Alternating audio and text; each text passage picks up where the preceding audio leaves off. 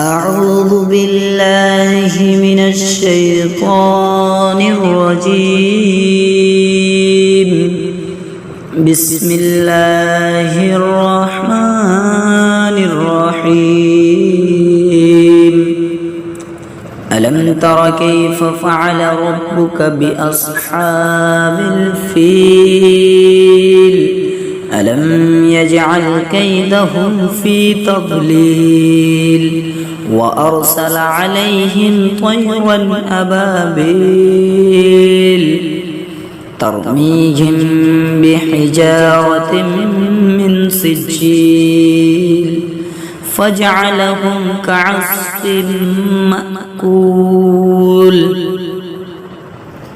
ألم تر كيف فعل ربك بأصحاب الفيل ألم يجعل كيدهم في تضليل وأرسل عليهم طيرا أبابيل ترميهم بحجارة من سجيل فجعلهم كعصف مأكول.